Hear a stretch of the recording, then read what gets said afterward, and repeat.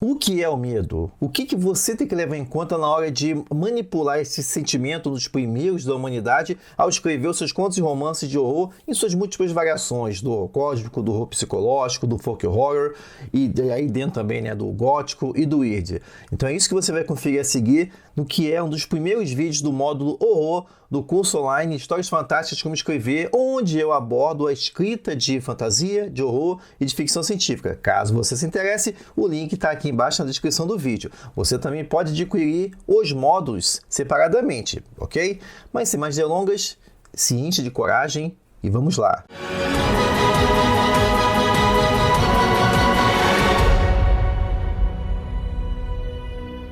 Desde que o ser humano, lá na época das cavernas, tomou consciência do seu lugar no mundo, como um ser à parte em relação ao mundo que o cercava, e também tomou consciência da sua finitude, ou seja, de que ele tem um início, um meio e um fim, ao observar os seus amigos e amigas, seus companheiros e companheiras morrendo, desde que o ser humano tomou consciência da sua finitude, existe o medo. A partir desse ponto, as tempestades, os animais e outros elementos começaram a ser vistos como possíveis ameaças à existência, à integralidade desse corpo humano, né? E com essa tomada de consciência, a tomada do seu fim, o ser humano passa a ter uma necessidade de se autopreservar, de manter a sua vida e não colocá-la em perigo. Quando você estiver escrevendo essas literaturas do medo, a ameaça principal, a ameaça que está diretamente explícita ou indiretamente, é de que isso ameaça a integralidade do corpo. Seja mesmo,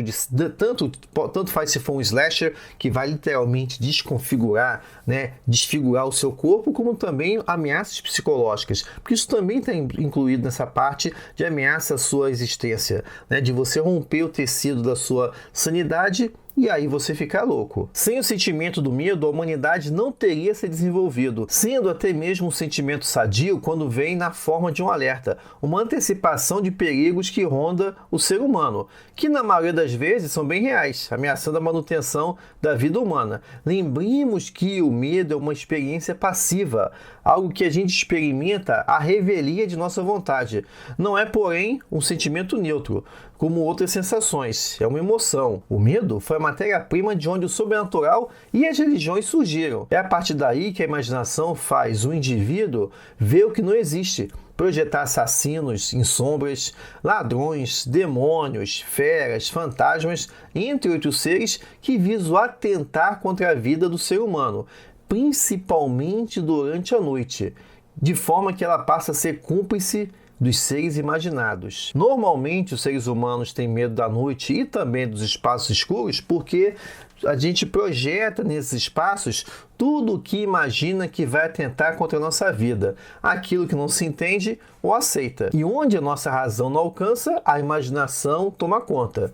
O sono da razão produz monstros, é o que diz a pintura de Goya, o pintor espanhol no século XVIII. Em relação à crença, o medo está ligado à religião, regida pela regra empírica de que os deuses mais temíveis jamais aparecem e que o invisível dirige nossas vidas. Em virtude da religião, homens e mulheres, principalmente os da antiguidade e da Idade Média, têm a sensação de serem vigiados constantemente e que a menor transgressão das leis que lhes são impostas, a partir daí eles vão ser punidos. Mas se, inicialmente, o medo era oriundo da natureza ou do sobrenatural, posteriormente, o próprio indivíduo passou a ser também uma fonte de medo ao lado das incertezas proporcionadas pela ciência e do progresso. É aquela questão. Você de fato conhece o seu vizinho? Conhece quem mora no andar de baixo ou no andar de cima? Percebe-se então que o medo sofre transformações de identidade com o passar do tempo. E isso se justifica devido às transformações às quais a sociedade passa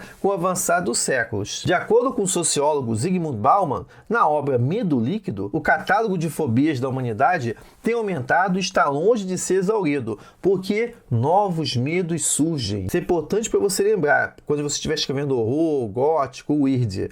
Ainda que a gente seja cercado, ainda que os seres humanos sejam os mesmos, né? Estejamos cercados de ameaças que ainda se configuram como universais, né? Os medos vão atravessando os séculos, mas também tem medos específicos de cada época. Qual é o medo do século XXI? Quais são os medos que você vive e, consequentemente, os seus leitores e leitores também vivem?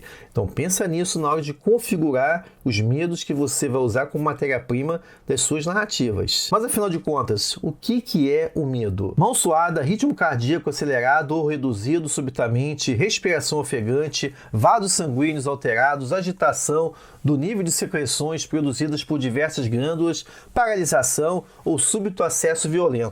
Essas são algumas das reações do corpo humano quando o indivíduo está com medo e que foram elencadas pelo historiador Jean Delumeau na obra A História do Medo no Ocidente. O medo ocorre quando o sistema nervoso estimula as glândulas suprarrenais ou adrenais a liberar adrenalina, também conhecida como epinefrina, levando o corpo a entrar em um estado de alerta.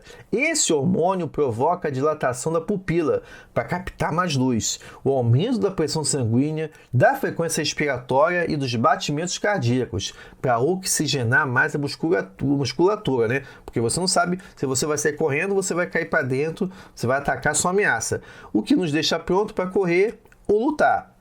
O sentimento do medo é uma reação natural e saudável do nosso corpo, que visa proteger nossa sobrevivência com base nas situações que já vivenciamos e reconhecemos como perigosas ao nosso organismo. Mas e quando você não consegue identificar exatamente onde ou o que é a fonte da ameaça? O Zygmunt Bauman afirma que o medo, enquanto um sentimento, é difuso, disperso, indistinto, desvinculado, desancorado, flutuante, sem endereço nem motivos claros. Ou seja, ele é amorfo, faz com que o indivíduo o veja em qualquer lugar ou tema qualquer coisa.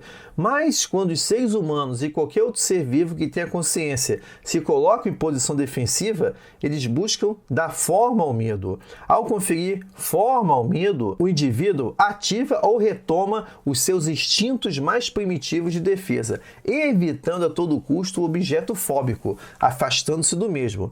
Como a gente vai ver nos próximos vídeos, por ser um elemento tão recorrente na literatura fantástica, para alguns autores, como o pesquisador espanhol David Roas, o medo é um produto oriundo da transgressão do real, se tratando de uma emoção sentida ou provada tanto pelos personagens como pelo leitor diante da possibilidade efetiva de que o sobrenatural vai surgir no real, e trazendo tudo isso à tona, né?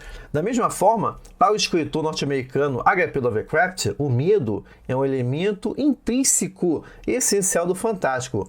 Por outro lado, para críticos como Tsvana Todorov, o medo está frequentemente ligado ao fantástico, mas não é uma condição necessária.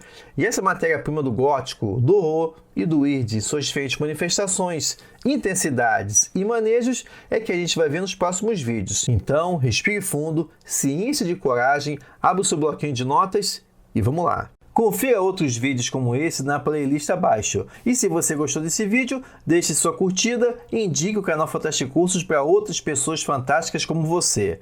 Muito obrigado pela sua presença, te vejo na próxima.